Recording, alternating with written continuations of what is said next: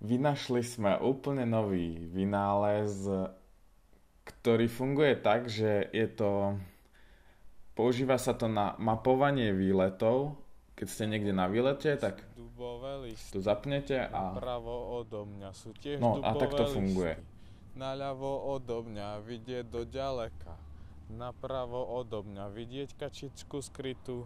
Naľavo odo mňa je modrá obloha a mraky. Napravo odo mňa sú vrbové listy.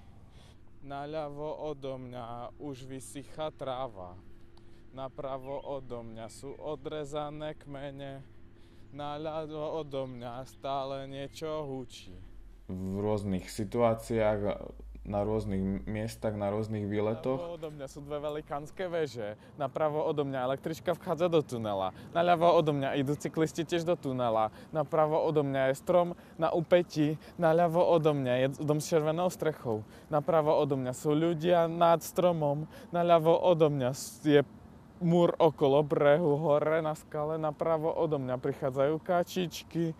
Naľavo odo mňa vidím dve veľké domy, napravo odo mňa vidím dopravnú značku, naľavo odo mňa vidím jeden dlhý dom so strešnými oknami, napravo odo mňa vidím grafity, naľavo odo mňa vidím dole zelenú vodu, napravo odo mňa vidím električkové koľajnice. Potom má aj režim prehrávania záznamu.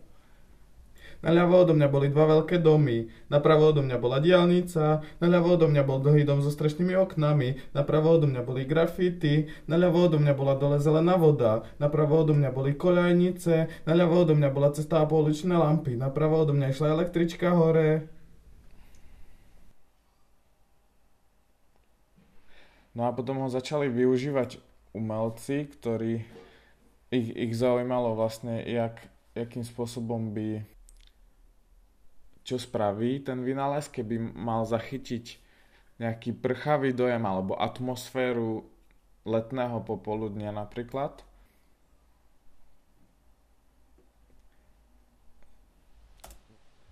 Všade okolo mňa je jazero a z neho trčí strom a na ňom vidno listy. Vlastne mu kázali, aby sa sústredil napríklad na detail, aby proste išiel od detailu, že nech sa sústredí na tú kôru, jak sa tam krásne vlní a odráža tá vodná hladina a potom sa to nejak snažil obsiahnuť. Naľavo odo mňa je kôra stromu, na ktorej sa myhotajú nejaké zvláštne odrazy.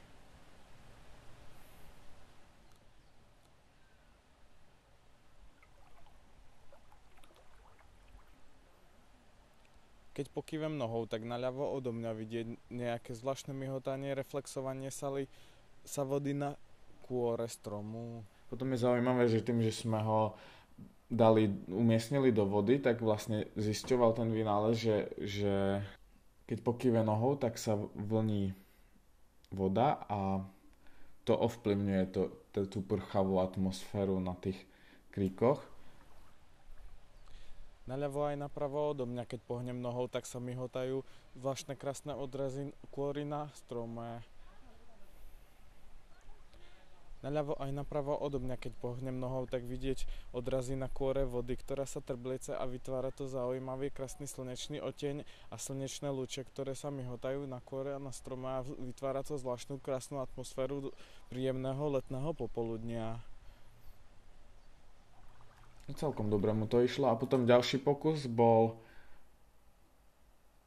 vlastne umiestnili do zvláštnej situácie, kde v celom listnatom lese je len jeden ihličnatý strom a túto zvláštnosť mal nejak vyjadriť. A trochu ho vytočili, aby sa dostal do neštandardnej situácie.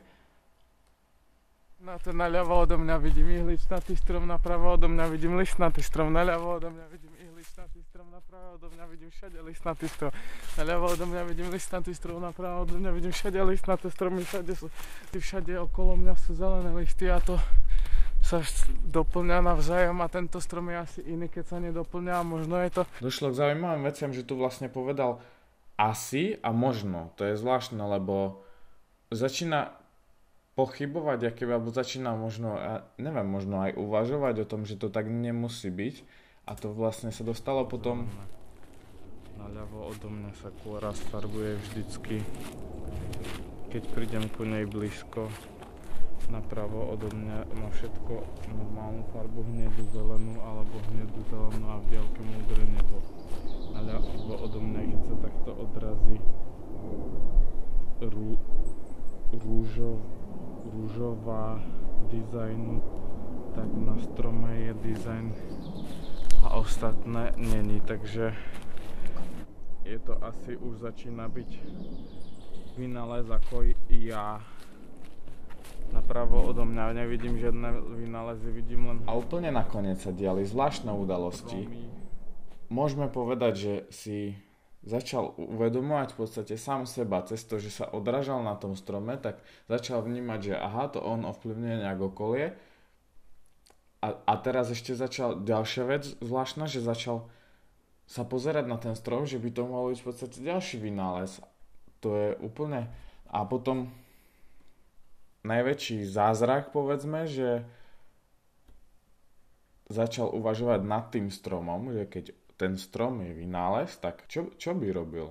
Akú má úlohu? Má funkciu takú ako ten vynález, alebo má inú funkciu, alebo to je úplne... Asi ten vynález hovorí to isté, čo hovorím ja, že hovorí, čo je naľavo, napravo, ale tento strom asi nehovorí, čo je naľavo, napravo. A možno tam hore hovorí, čo je naľavo, napravo, možno komunikuje s vetrom, možno komunikuje s dažďom, možno komunikuje s oblohou, čo je naľavo, napravo, tak ako ja. Ako ja vynález, ktorý komunikujem.